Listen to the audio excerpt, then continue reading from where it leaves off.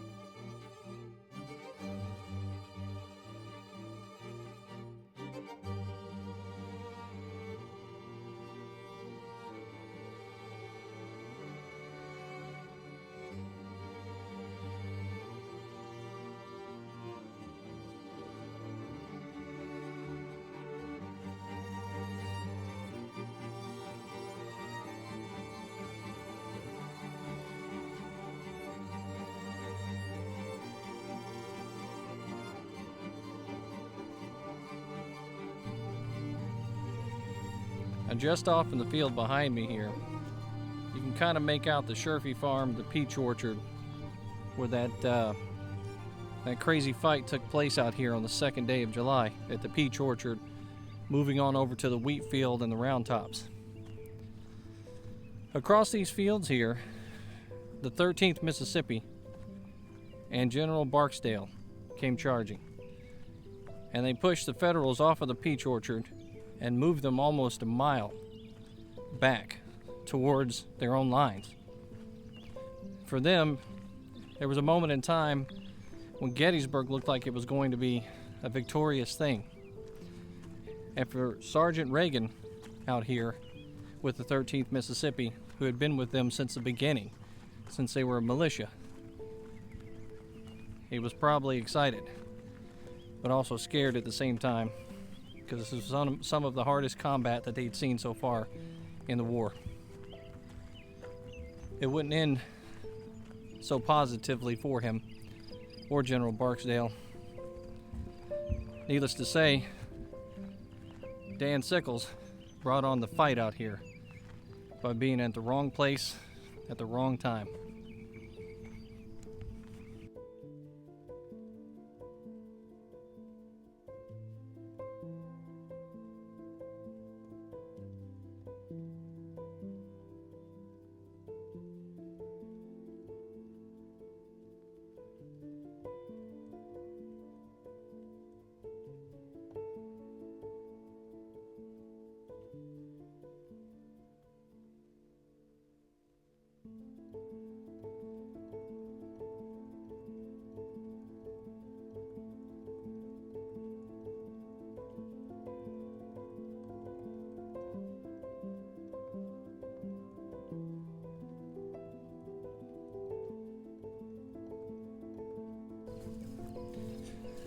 Now, in a previous video, we talked about a Union soldier that was out here and was propped up against these rocks that we're about to pass, and his back against a rock, and he was watching the Mississippians rush right past him in a flurry of activity, because they were trying to get to the cannons and they were trying to turn them, and they were pushing everybody back towards Cemetery Ridge. And he's laying here not knowing whether or not he's going to be taken captive or possibly even be killed just laying there against that rock. Well, somewhere out here in these fields, something similar happened to Newton Reagan. Now, Newton Reagan was a sergeant and he was with the militia in Mississippi. And he was in Choctaw County, and he was a farmer at the time that he decided to join the militia at the start of the war. Newton, based on the photograph that we have of him, was probably carrying an officer's sword in the militia, which means he's in the position of authority even in the militia. And then you fast forward to when they join the Confederacy, and he's a sergeant, so we know his position of rank when he fights out here.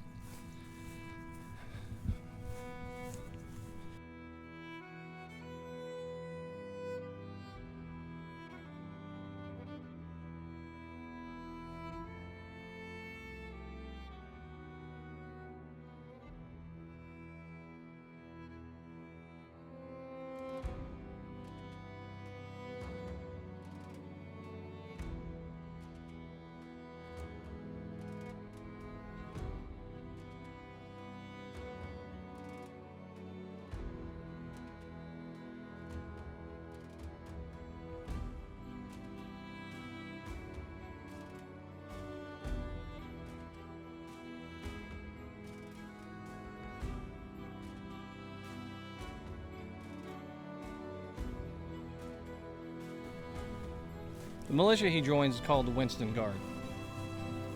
That militia ends up in 13th Mississippi.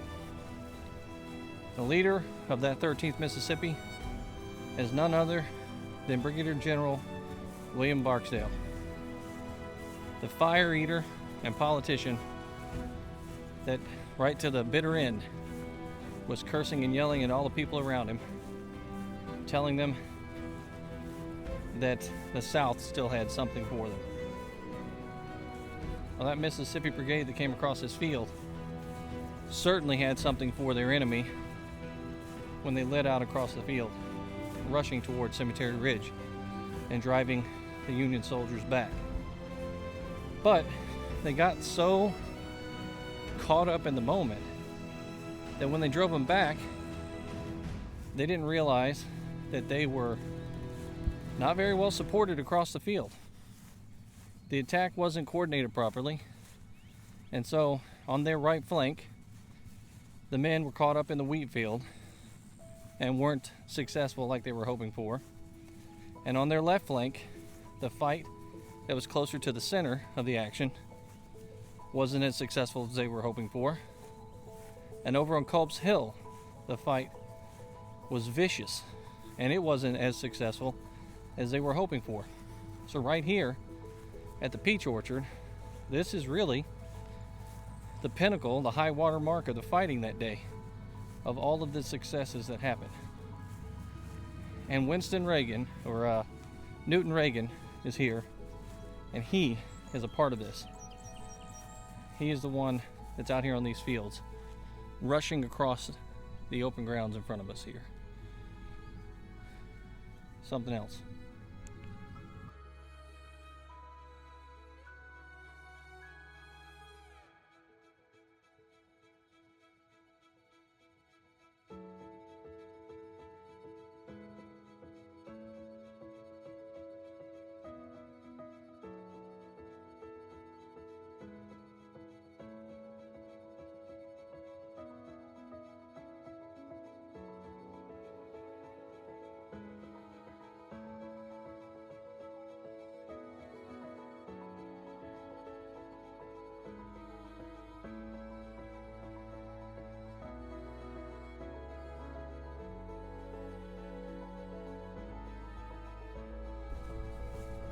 Now, Newton Reagan's no chump when it comes to a battle.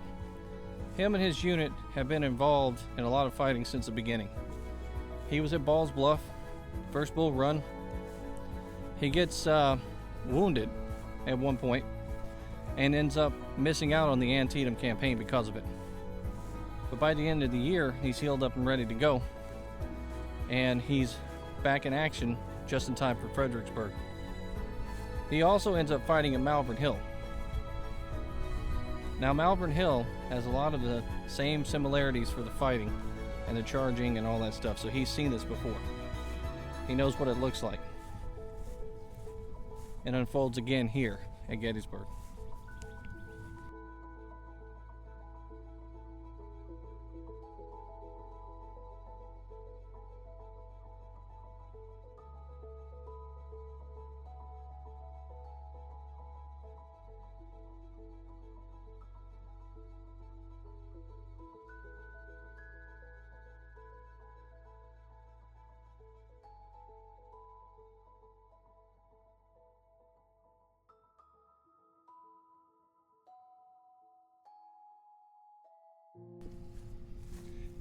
Now, as Newton's trying to make his way back across this field here, by the end of the day, when things aren't going in his favor, when Mississippi has to fall back, he's not able to go back with them.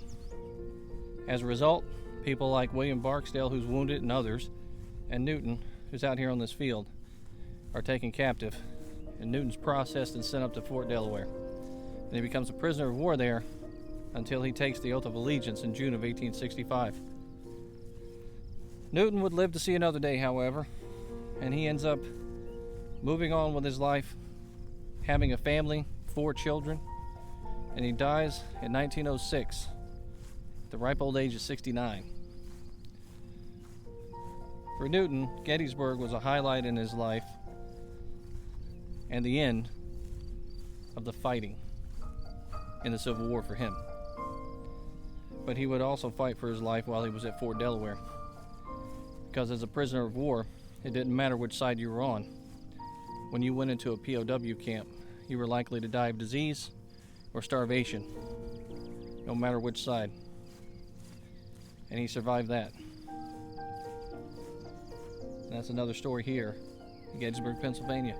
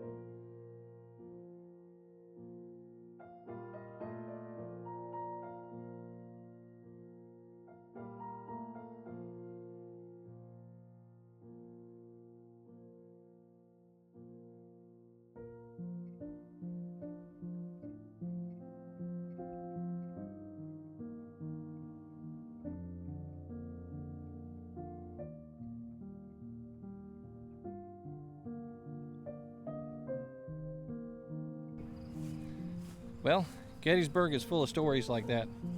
Individual soldiers with their lives, their families, the things they left behind, and then the things they go on to do in the future if they survive it. Hope you enjoyed what we brought to you out here at Gettysburg, Pennsylvania.